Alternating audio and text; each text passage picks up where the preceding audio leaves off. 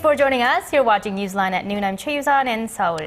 Very good to have you with us. I'm Mark Bree, and we start with the highly anticipated response from North Korea about family reunions. Pyongyang has suggested the two Koreas meet for working-level talks this week to discuss the possible resumption of reunions for families separated since the Korean War. And for more, let's connect live to our correspondent Hwang Sung-hee at the Unification Ministry here in Seoul. Hi, Sung-hee, what's the latest?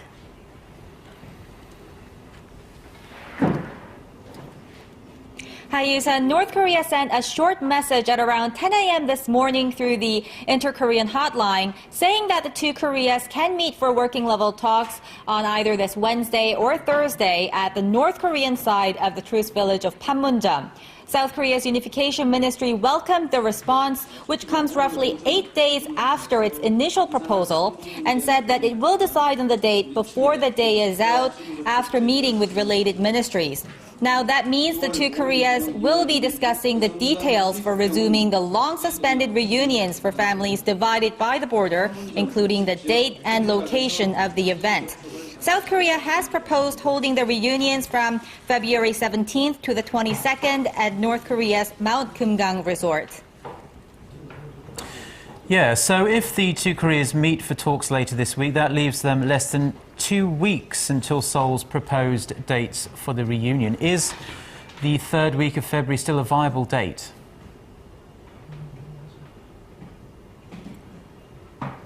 Mark, now that question was asked here at the Unification Ministry just about an hour ago during a press briefing.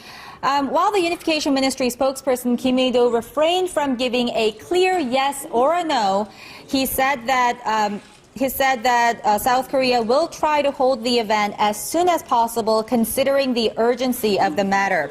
North Korea may make a counter-proposal on the date of the reunion to hold it sometime after South Korea and the United States joint military drills, which will take place at the end of this month and run through April. Seoul and Washington say the annual drills involving thousands of troops are purely defensive in nature, but the North views it as a war game.